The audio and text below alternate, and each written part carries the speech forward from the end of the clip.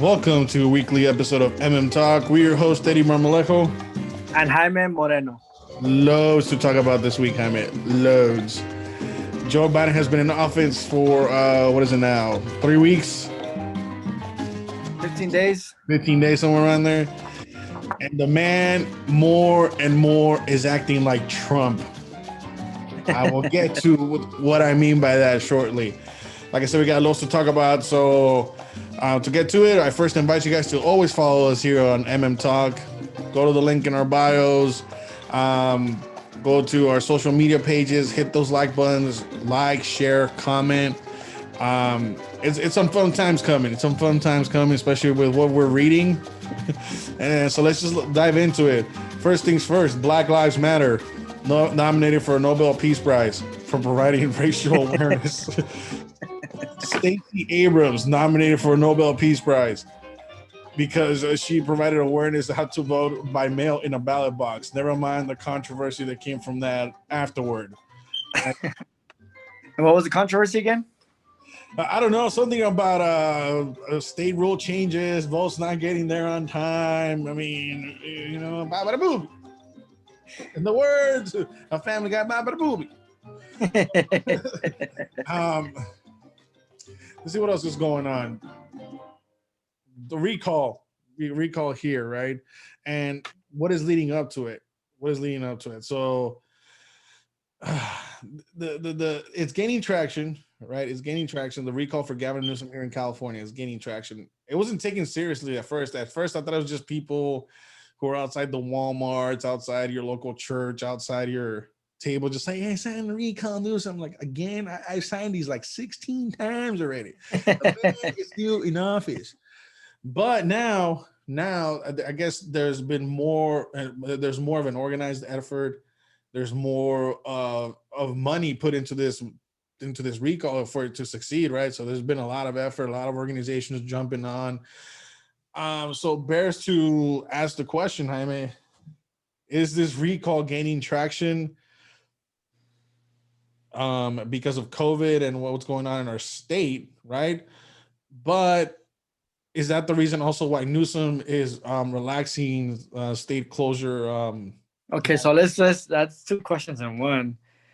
I think first of all, the recall effort has been going on for a year now? Over a year, 2 years? Yeah, it's been going on for a while. It's been going on for a while, right? So yeah, I have some familiarity with it because I know people who have been working on the campaign or the recall efforts. I remember originally the state was accepting only. So when there's recall petitions, there's like different way. They changed the rules on that. I remember that, and I forgot what specific, but I remember how to do with signatures and how many per page could fit in or something like that. It was some small detail that the first efforts were thrown out because it wasn't the correct formatting or the correct paperwork format. And once they got updated and they confirmed the new changes, then they went ahead and started doing the correct formatting of documents. I don't remember the top of my head what exactly it was, but I do remember that. I mean, this was right before the pandemic, so bear with me. I really don't remember the top of my head, but I do remember how to do something with like the form itself. Like one form was wrong, the other form was correct. So that pretty much prolonged the recall a little bit longer until they get that format. Now we're seeing over 1.3 million people ready to sign the petition. Yeah. Right? Have signed the petition so far in California, and you need 2 million, right? You need 1.5 million.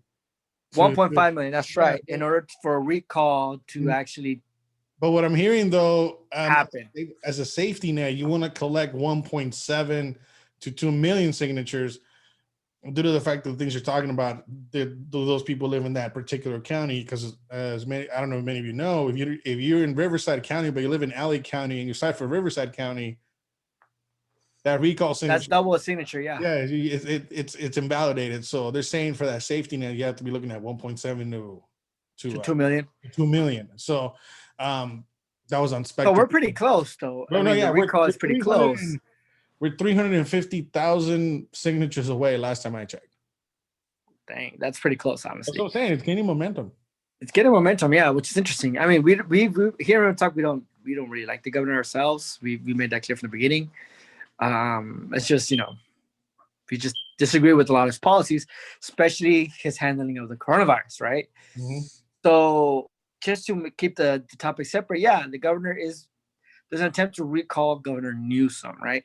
And it's interesting because, like you said, Eddie, could it be because of the way he's handling the entire COVID situation and so on and so forth? I don't know. It could be. It could be that, honestly, because kids aren't in school. Mhm. They refuse to go back to school. Mhm. The teachers' unions don't want to go to school. The it's a big battle over that to go back to school, who gets to go to school, so on and so forth. Then you have the closing of restaurants, right? Your local mom and shops. Then you have big chain stores like Walmart who remain open while the local grocery store has to close down by force. So the double standards, right? So the mom and pop restaurants must be closed because they're unsafe, but yet the big food chains like Jack in the Box and McDonald's are open like if nothing's happening, right? And then you have also the pricing in California. Remember, Californians ignorantly voted to raise the gas tax. So gas prices have gone up and it has gone up recently. Coincidentally, as soon as Biden came into office, gas prices shot up. I put 91 on my cars, or my car is 91. So right now I'm putting at almost $4, 380 almost. 387. Yeah, Yeah. in gas per guy. When Yeah, the wife's like, why don't you just go to Sam's Club and put some gas for Sam's Club? Like, hey, I use Chevron with well, I use Shell, so with vitro power, nitro power, whatever the hell it's whatever called. it is. I do use Sam's Club too. I ain't gonna lie, I use Sam's Club too, but Hey, you gotta love that too. Was it 247? but it's still expensive though. It's still like 340 for gas, right? It's still like 340 for gas, or at least the 91. If you use lower octane, obviously it's cheaper. You can go to any gas station, whatever, blah blah. Anyways, the point is, gas prices have gone up. Then you have the problem with the cost affordability. And that's something we talked here and I'm talk for a while too, sporadically throughout our episodes, that the cost of living in California has increased a lot. Yeah. Homes are overvalued and they're crappy, right? And then we also talked about the shortage in housing, right? Of how the demand for housing, there's not enough new houses, not enough houses in California. And then we also talked about how the minimum wage, the increase in minimum wage is affecting a lot of people in California. Mm-hmm. And it's not only just entry level, right, that will increase. The managers, the supervisors, the general managers, the regional, the people with experience, all that, their salary has to go up too, or they're going to fight for their salary to increase too because they're getting paid the same as an entry level person. Right. So you have that problem. So we discussed that too here in MM Talk. Another thing we discussed here in MM Talk about California is what, Eddie? The forest fires, right? The handling of the forest fires. It's just the mismanagement in the state in general. It's been terrible, right? Except from forest fires to restaurants. I mean, we just read you saw our post on them talk about how they're talking about turning off TVs in restaurants to avoiding people to get the coronavirus. And I get it's Super Bowl weekend, right? It's gonna be Super Bowl weekend this week.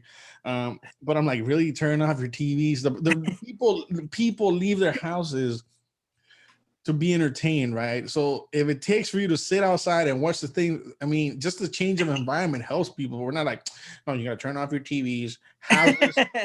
Houses are now $500,000 for a 1-bedroom, 1-bathroom. Okay, that's what we're gonna do. $500,000, no backyard. Yeah, of course. All these. I mean, I'm just exaggerating on the house thing, but too much. Well, it feels like it. It feels like it's true. And then on the COVID front, man, don't remind me what about that China deal with those masks and that PPE gear. I mean, remind our viewers what happened with that PPE stuff. We bought millions of dollars from masks from China, right? Yeah. So if you recall in our episodes of Newsom goes to China, it's he bought billions of dollars worth of PPE gear from a Chinese company who has a long history of providing defective PPE gear. Okay, defective products. Yeah. He spent $1 billion on that, but hey, At the time was it Rachel Maddow? She was like, "Oh my God, Governor, are you telling me that you made a deal with the Chinese that our own federal government cannot do? I mean, this is unprecedented, Governor. You're the face of America." And I'm like, "You're a hero." and then you find out it's a shadow company for a deal that he made for an energy company. I mean, it goes on and on and on. Yeah, once you follow the money, right? Follow the money. But all these things combined together, you can see why the traction for recall is not even a partisan issue. Now it's a bipartisan issue. It's throughout the state. We were reading, was it UC Berkeley has it at 46, 48, 46% approve, 48% don't. But this ain't even that in itself is a game changer because of a super blue state. You have a lot of people that are saying, well, this governor is not doing well. I mean, the poll comes from Berkeley. I mean, come on, Berkeley. I mean, yeah, we could trust it, right? But the thing is that you said 49% approve 46. Of the recall, right? 46, yeah. No, it's approval rating of Newsom. So how many what percentage want the recall? On that poll didn't say it. This was specific for job approval of Newsom. So it's 48%. Oh, job approval. 48% disapprove of his overall performance, 46% approve of his overall performance. And then it breaks them down from there. So 48% say he's doing a bad job. Yes, he's doing a bad job. Okay, so that helps understand. Wow, that's a big game changer, especially in like you said, in a super blue majority state, right? So I mean, everything in California is Democratic, right? Governors, senators, even the House of Representatives, even our governor, everyone's blue. This is the bluest of the bluest of the bluest of states. And people who voted for the governor, I'm assuming they're all blue too, Democrats, saying that he's doing a bad job. So that's interesting, given the makeup of our state. So many of the elite, and I want to say elite because it's not just the politicians, it's also news writers, the people who when I talk about elite, I talk about the people who are in position of influence, who know better than we know, right? Or who tend to tell us what we should believe in, right? Because they know better for us, that we can't think for ourselves, so they have to think for us, right? So the elite, some of the elite are looking at this recall as a partisan issue, and that's why Eddie mentioned that it's non-partisan. However, you are going to hear a lot of people, influencers, the elites, politicians, and news reporters and stuff talking about like, oh, this is a racist, this is a white supremacist attempt, this is a racist attempt to take over the governorship. This is people who are just bitter about Trump, trying to remove bitter about Trump's loss to remove Governor Newsom and so on and so forth. So they're going to provide you with this interpretation of the matter, right? Because according to the Berkeley poll, a large percent of people don't like the way Governor Newsom is handling business as governor. Okay. So that poll doesn't say whether they're Trump supporters or whether they're Democrats, whether they're, liberal or conservative. It doesn't give you that detail, or at least we haven't found it yet at this point.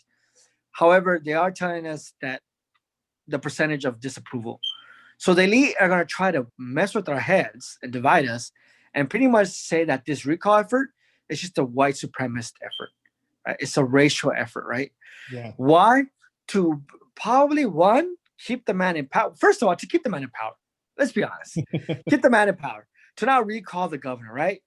Two, to discourage people to actually vote against Governor Newsom and vote for another guy to replace him, right?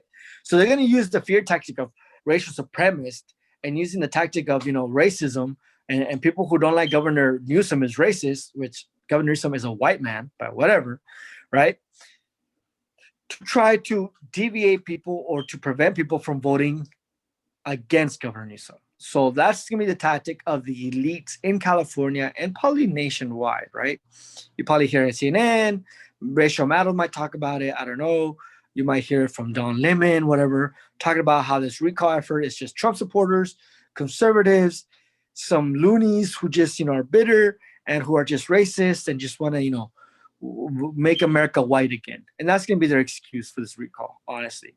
Oh, Here yeah. in MM Talk is we justify the recall because the governor has done a bad job from the beginning, prior to the COVID scenario. Now with the COVID scenario, it just clearly shows he doesn't know what the hell he's talking about. And then him going out to a restaurant and eating and having a party while everyone else is shut down, being stuck at home.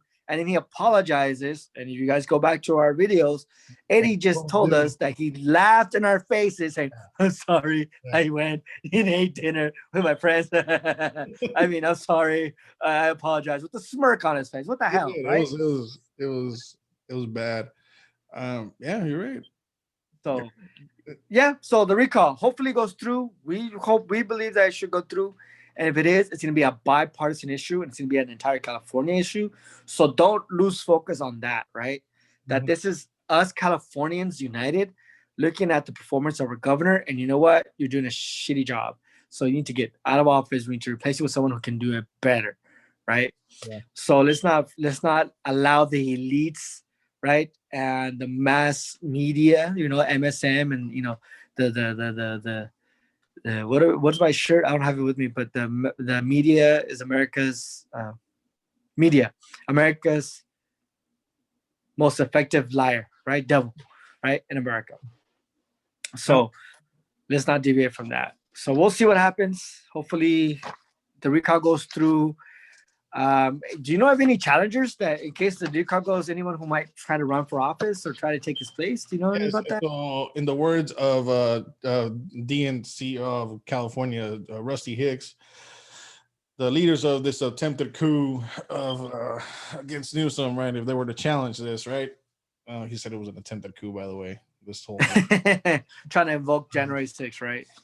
Yeah, well, yeah, he said like no, there's no. He's saying about the challenge against Newsom. It's a Republican-led attempted coup of racism and white nationalism. Anyways, whatever.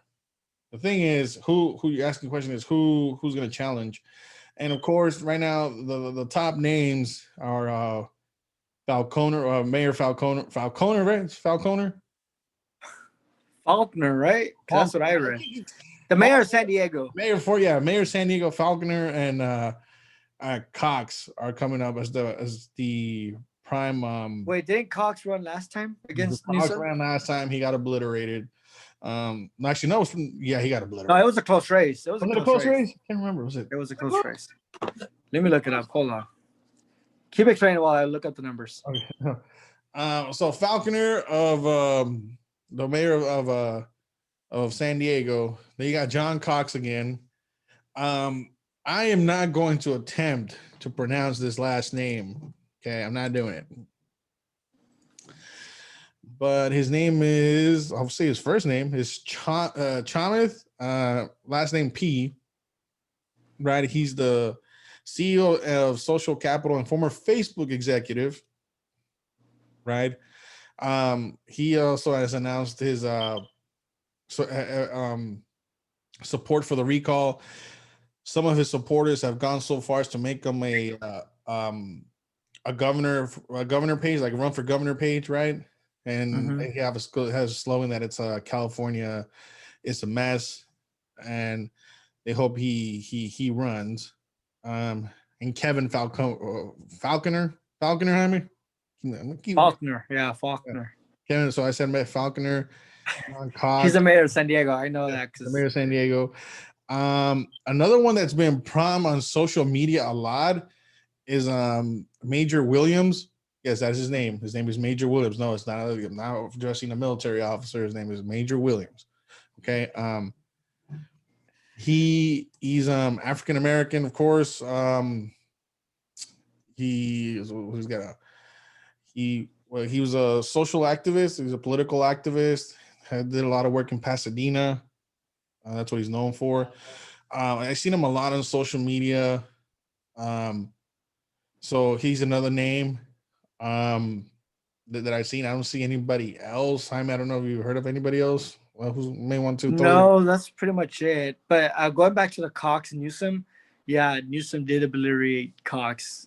Newsom won by 69% of the vote. Okay. 62% of the vote. So yeah, he obliterated him. I forget. How did I forget this guy? Travis Allen. Travis Allen. Oh, Travis Allen. Travis Allen was the one that challenged Cox in the primary for the Republican ticket. Yeah, for the Republican, he lost against Cox. Travis Allen. Anyways. I don't think he's gonna run again, right? He's gonna try to put his name in his hat in the game. He hasn't announced yet, but it wouldn't surprise me if he throws his hat in the ring in the ring again. I just don't. I don't see it. Well, me personally, I'm more of the Major Williams guy. Personally, he's black. He's a family man. He fits all the qualifications of any Democrat candidate of the same color to run for office, right? But he just tends to be conservative, or he is conservative. So we'll see. We'll see. But for me, I'm more of that. Right now, I'm leaning more on Major Williams. Hopefully he makes it as far if the recall happens. If not, then obviously when Governor Newsom's up for re-election, hopefully he can make it. In California, they're so blue. I mean, I was surprised even Cox made it in the last election because honestly, I thought it was going to be Newsom versus Raigosa, honestly. Yeah, I remember you telling me that. You thought it was going to be a two-way race between Newsom and Raigosa. I remember you telling me that. Yeah, two Democrats running against each other, which is damn. But fortunately, the Republican got enough vote to just be a Republican versus Democrat, even though, Newsom obliterated him. Right. And I think he obliterated him because there was no debate, was there, huh? No, there were no debates. There was no debates, huh? There was no debates. I think that also affected the name prominence or name recognition for Cox. And also another thing that affected was the Trump endorsement. I mean, everybody hated Trump at the time, and then Trump's then endorsed backing up Cox. Yeah, that was a bad move, bad timing. Which pretty much California hates Trump, so that pretty much lost him the election there. Like, what do you wait? A Republican president candidate should not endorse? Like, no, it's not the thing. It's just the way Californians viewed things at the time. It didn't help. Californians, we just in California, majority of them hate Trump. So yeah. So, anyways, that's what the candidates in case the recall happens. So we'll see. Like I said, I'm personally with Major Williams. I don't know, Eddie, if you're particular any candidate. I think you said you. Really I need a primary. I've seen Major Williams' platform.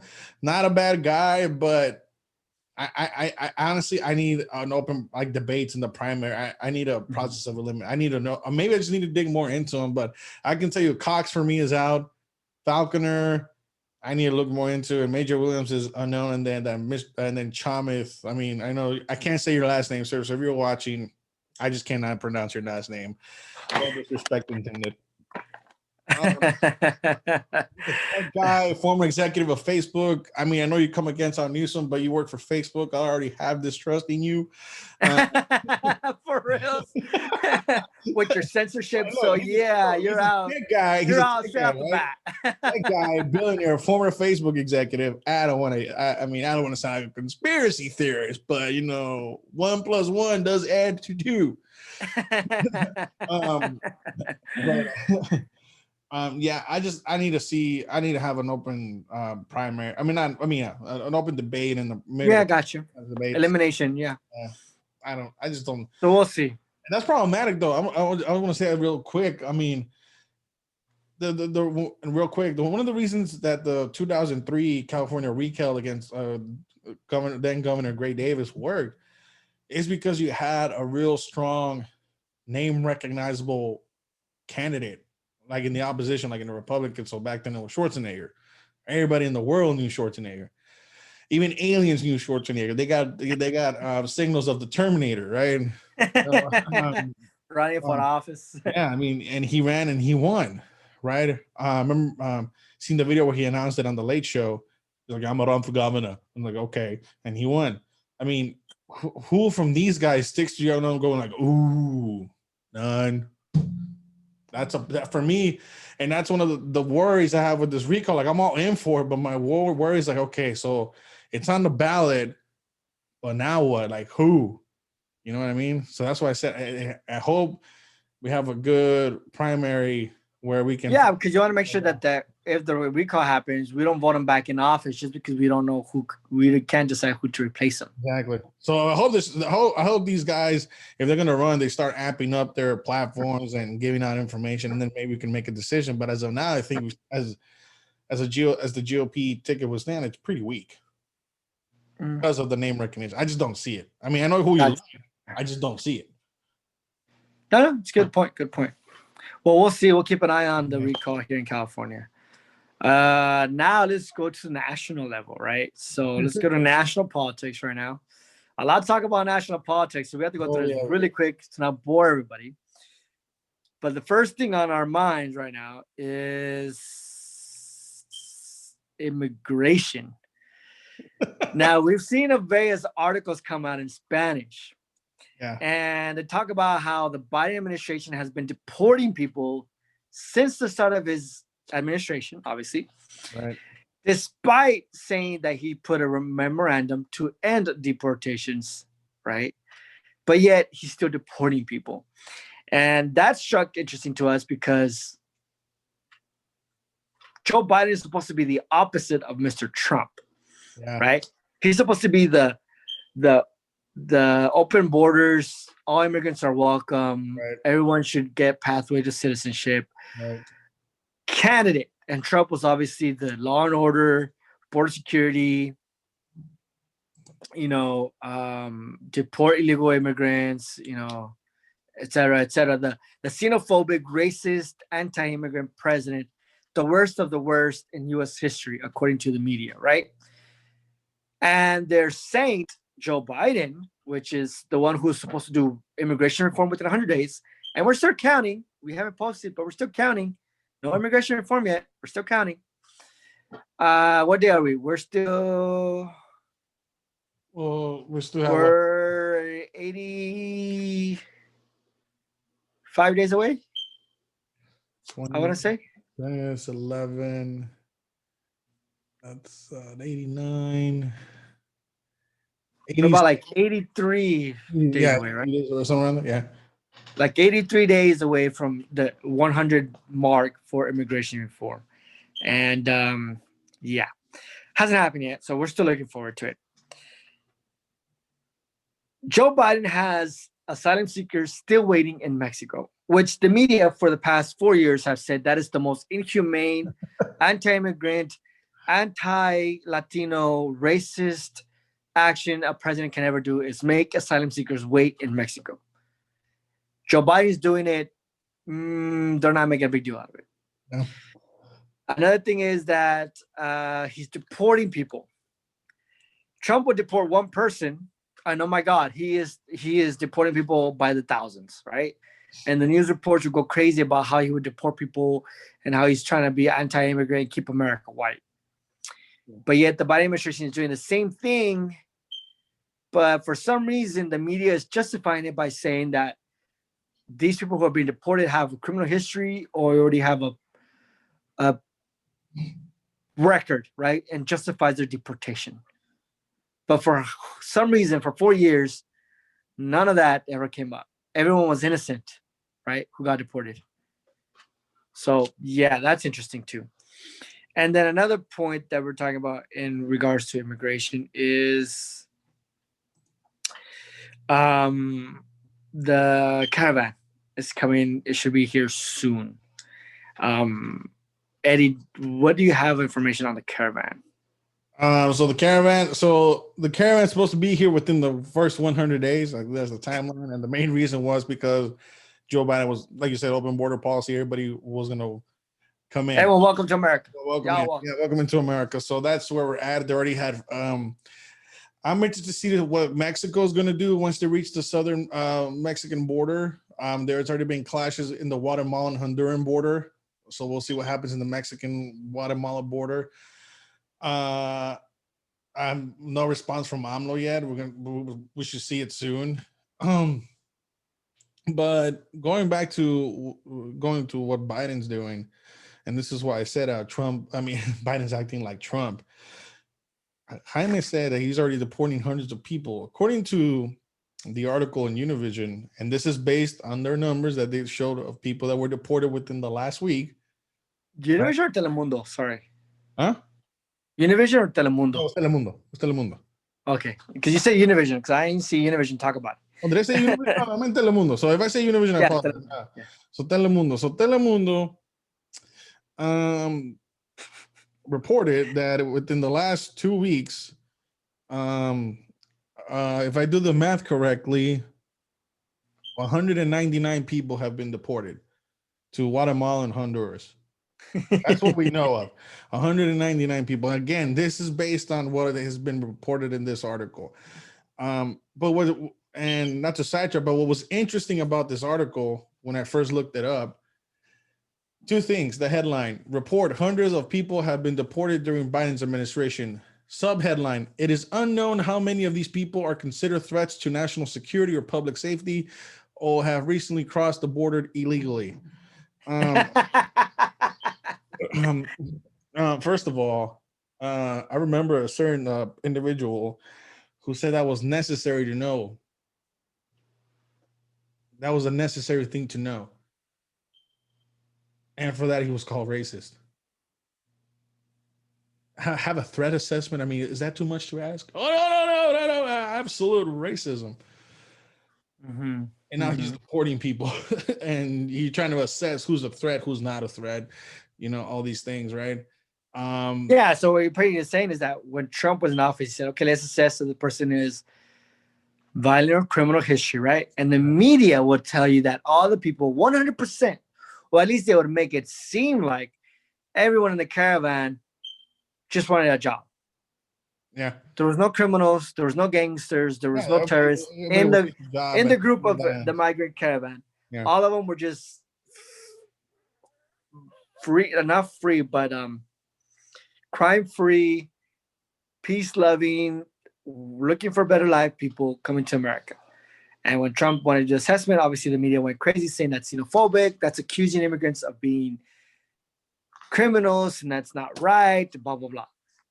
Now that Biden is asking the same requirements that Trump tried to put for 4 years, it's okay. It's done humanely now. Yeah. Let me give you another one. Since we're on topic.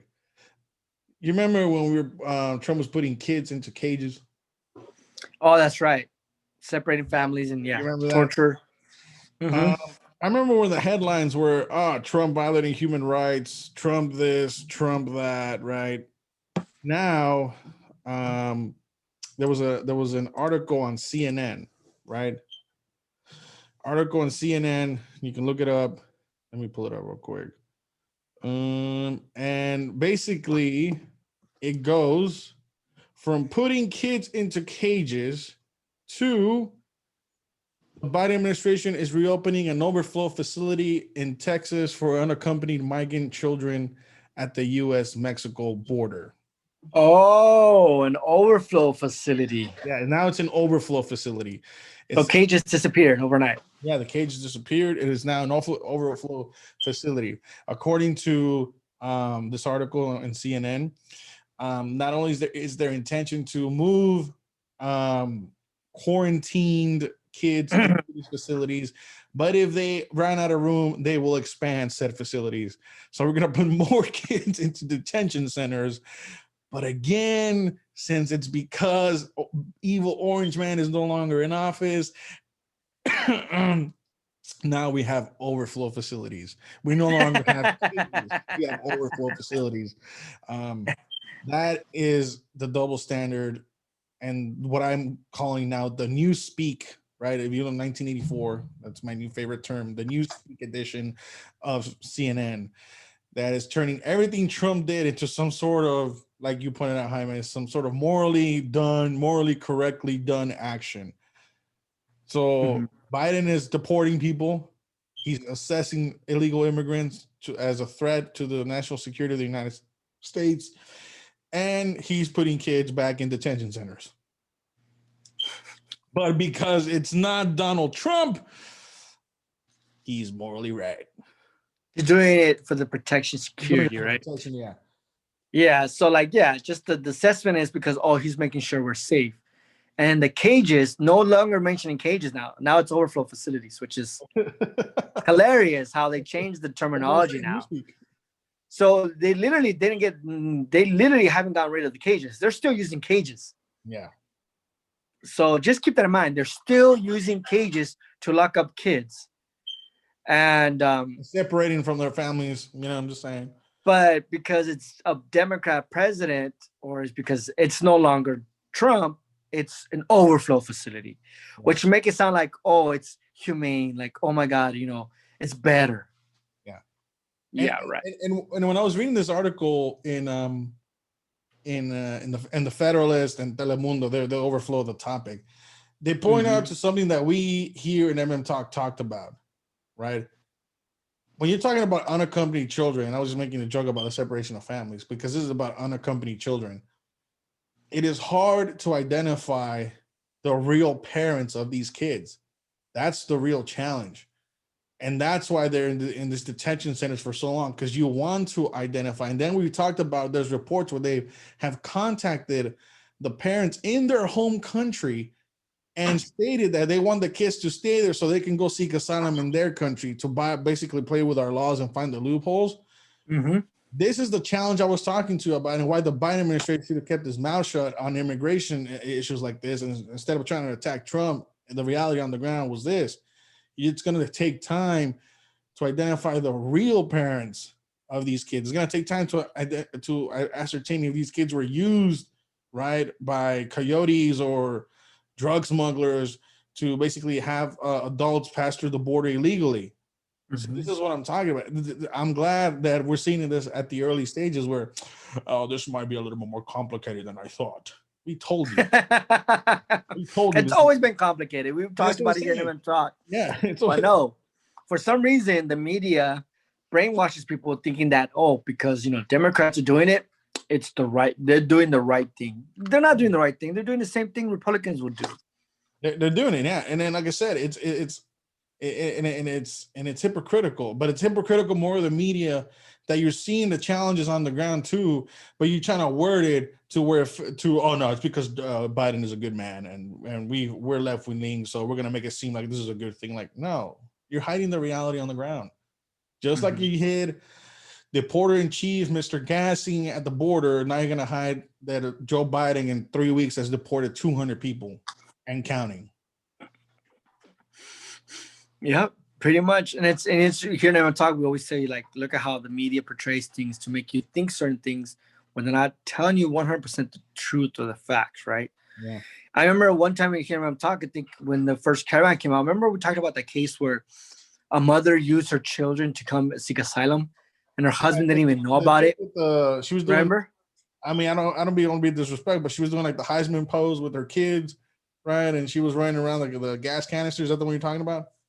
The one with the image of the little girl crying, standing next to her mom.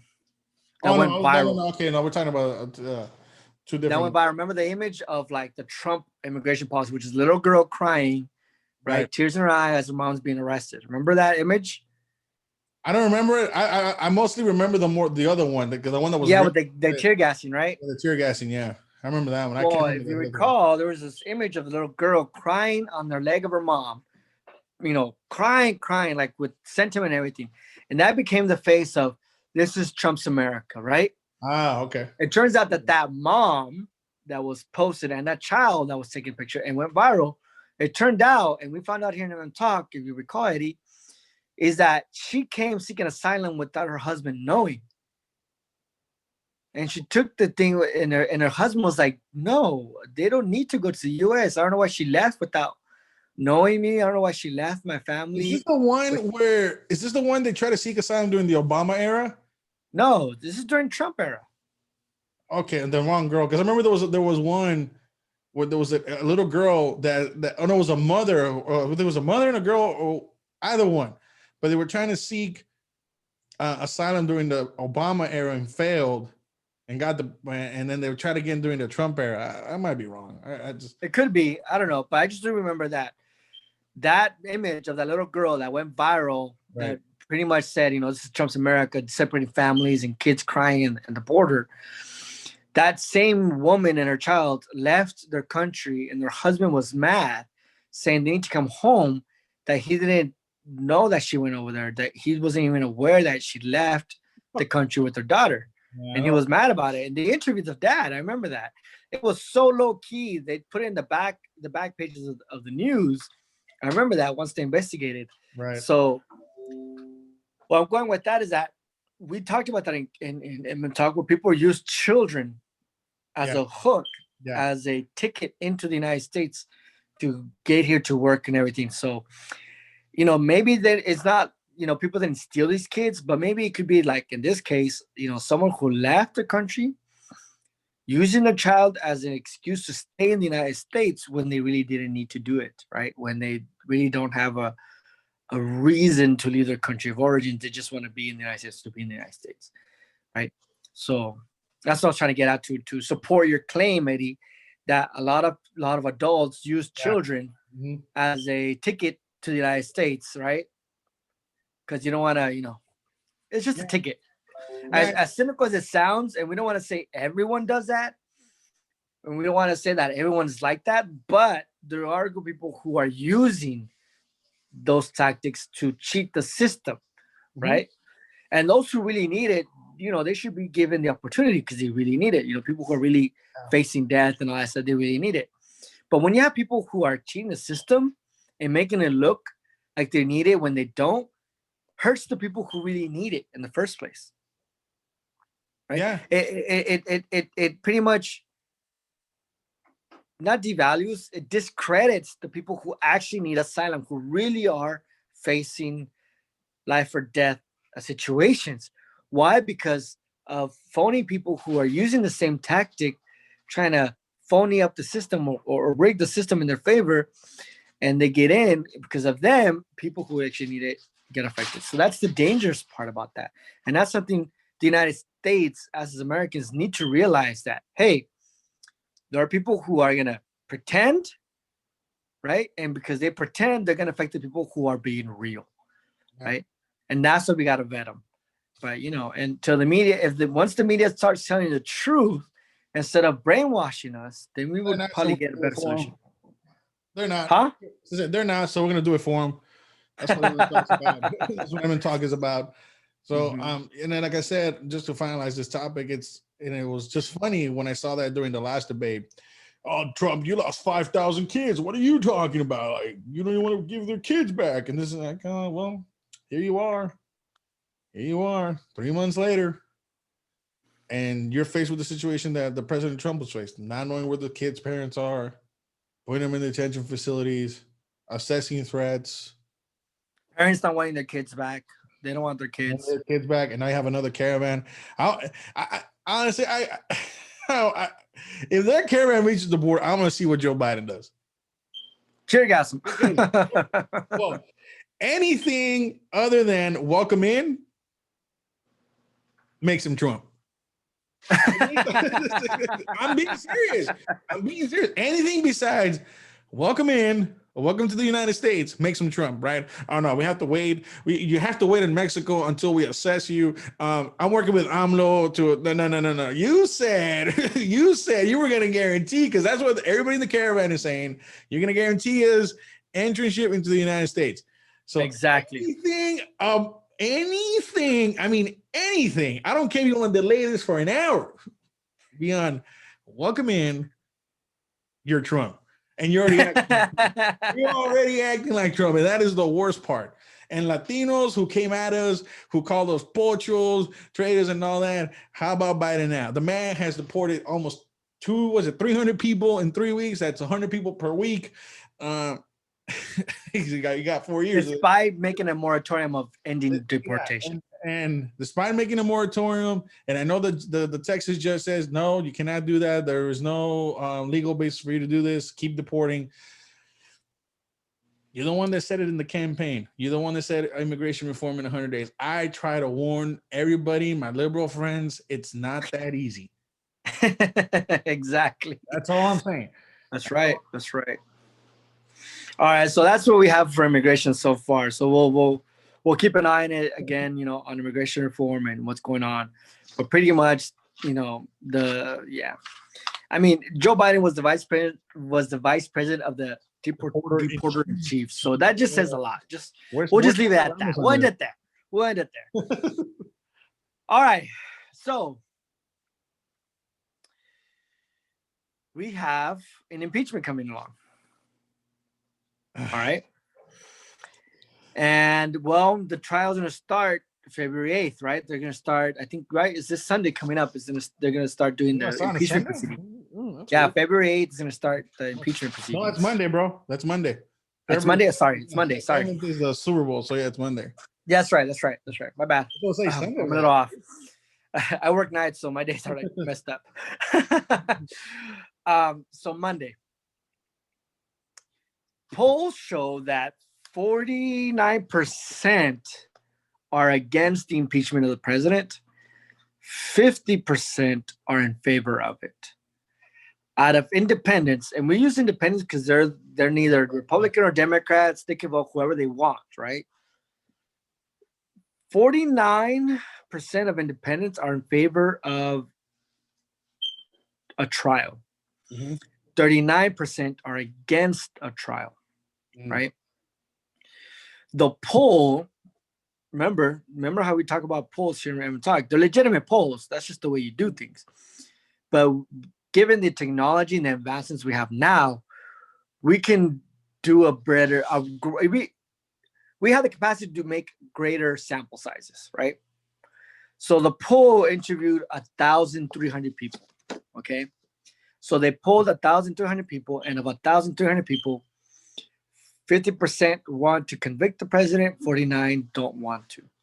Of independents, 49% say yes, Trump needs to be convicted, and 39% say no. We're missing 10% there somewhere. So where they went, I don't know. Of 1,300 people were polled. So, I mean, that's a legitimate poll.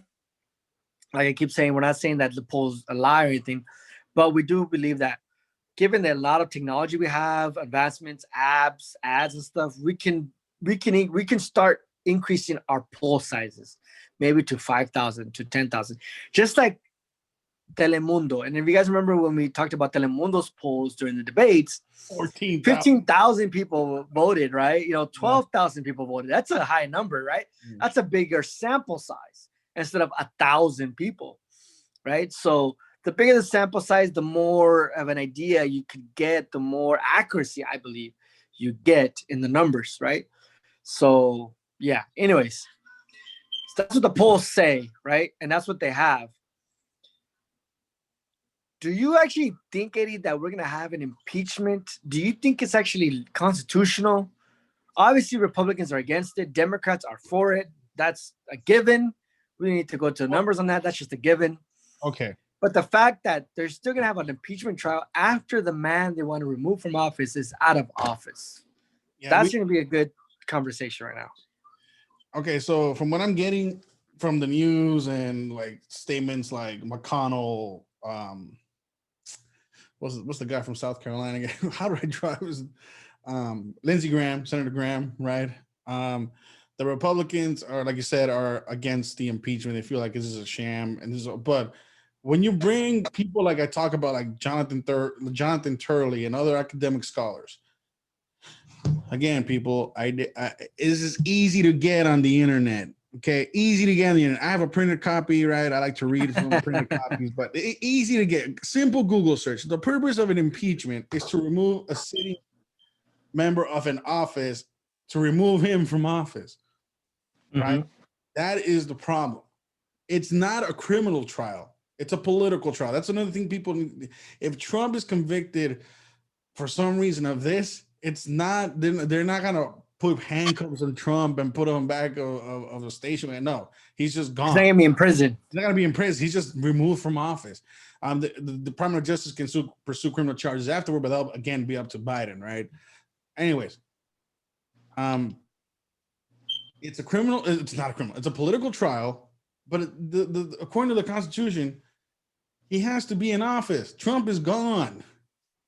And this is why I said, and that's why I said last week in our episode, the Democrats want revenge. In 2016, major campaign promise, right? And it was and it's like one of the best moments in the debates where he's like, "Oh, I'm glad that Donald Trump is not involved. He's not head of the Justice Department." He's like, "Yeah, because you'd be in jail, right?" And yeah, Yeah. remember that? Remember that? Uh-huh. So he then backs down. He's like, "No, it's time.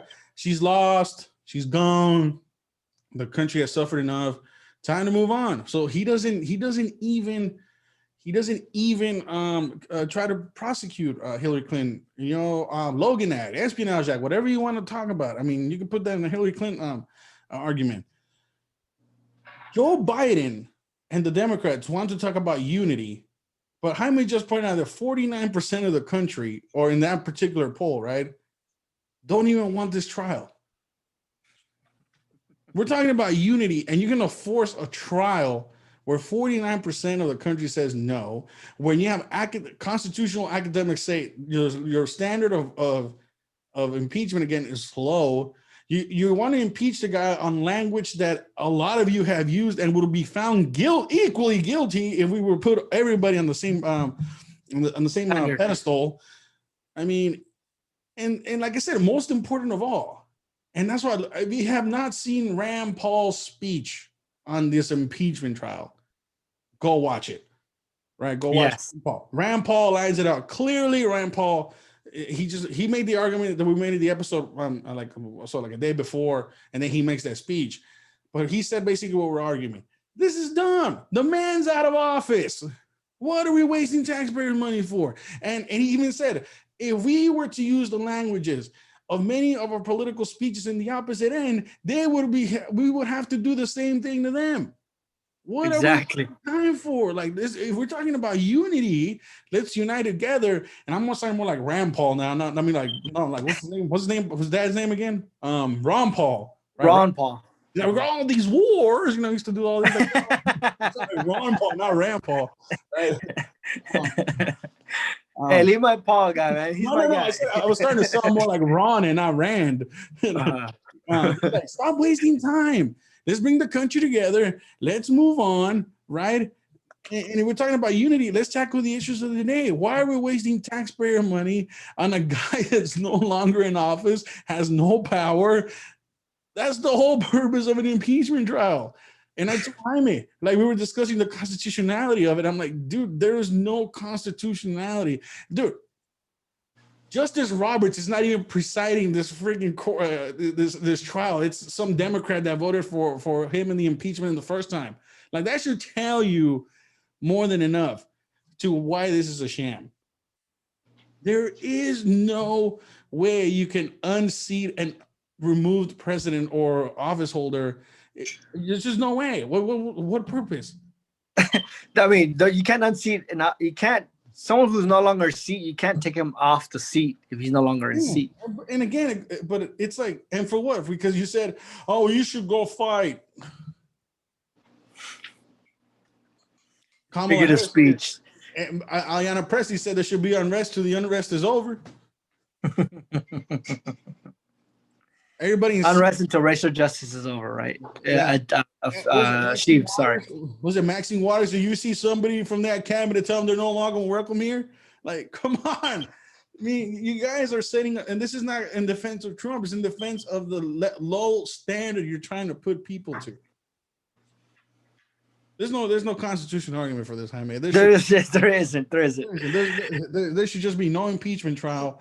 And if Democrats were getting serious about unity, which they're not, right, you wouldn't be having this conversation right now.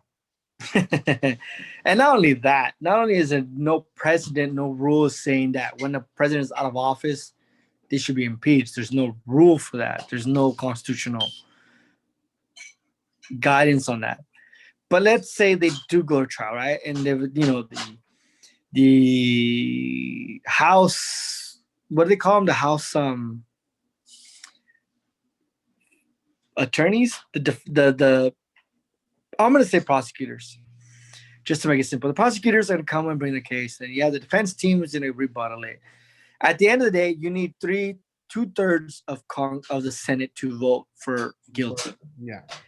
So in real numbers, you need 67 senators to vote guilty. Okay. We couldn't even get 61. You couldn't even get what 50 in the first trial with the first impeachment. You couldn't even get how was it 47 Democrats, right? To 52.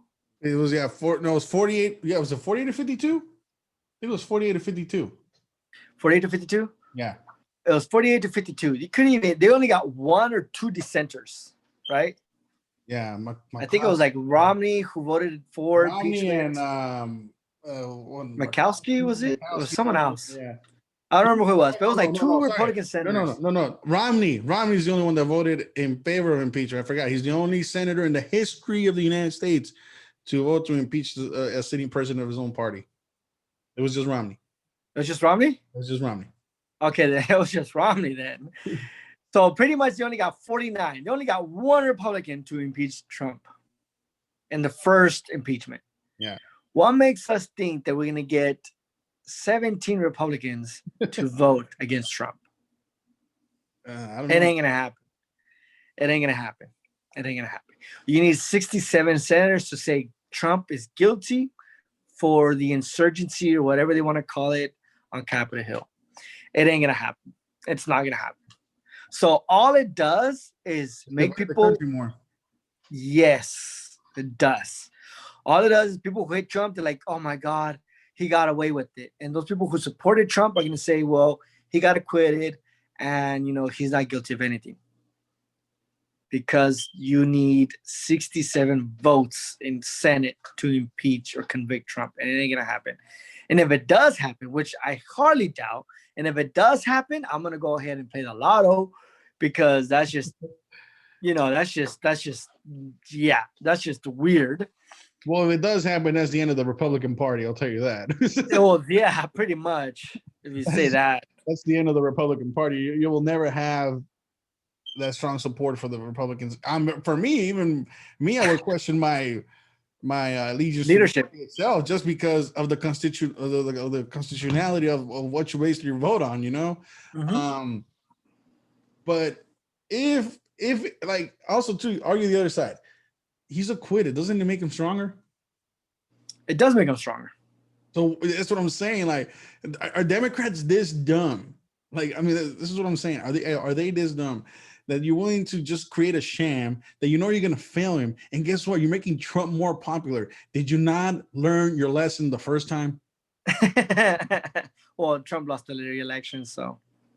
I'm talking about the first impeachment. I said he gained popularity. He did. He didn't get popularity. So now that you successfully moved him from office, but imagine like he's acquitted. I mean, what does that do to the hardcore Trump base? It's a rallying call. Yeah, it is. I mean, so again, Democrats that dumb. Do you want to have his supporters still be going, hey, having a party? It's gonna be Woodstock outside the Capitol, just full of Republicans now, and be like, I don't know, dude. True, you have a point there, Eddie. You have a good point there. But it is a dumb move. And I guess, and like I said in previous posts and previous episodes, it's so much hate against man that they don't even care what they're doing. They just want to make them look bad, right? They want to look like they're doing something to fight against this tyrant, dictator, racist president, right? And it's so much hate against them that they don't realize that they're just pretty much shooting themselves in the foot, right? They're not going to get what they're wanted for, but they're so blinded by their hatred for this man that they don't care. They don't. And it's sad. It's sad. It's like that person who just wants to get revenge, or that person who just wants to make you feel bad the whole time, and they're bullying you and you're like ignoring it, and they just keep trying to bully you. Mm-hmm. And you're ignoring them, and it's sad to watch after a while. It's pretty much what's happening right now with the impeachment trial. It is. But that's right? What I'm saying. Like, this is, again, to go back to last week's episode, which if you have not watched, please go watch it. Democrats don't want unity. They want revenge, and revenge at all costs. And unity for them is you must submit to our policy. You must submit to our public policy. If not, if you don't submit to our policy blindly and full-heartedly, then you are a divider. Yeah. So, yeah, we'll see. Like I said, Trump's going to be acquitted again. And all it is just going to 2024. be, yeah, 2024 or governor, whatever he wants to run for office for. Oh man! All right, well, let's leave it here, Jaime. It was a good long discussions on multiple topics there.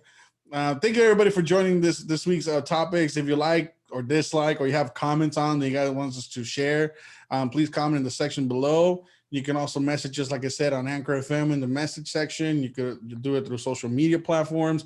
Just remember to share and like. And with that being said, I'm Eddie Marmolejo. I'm Jaime Moreno. This is MM Talk, and remember, We're tired of it too.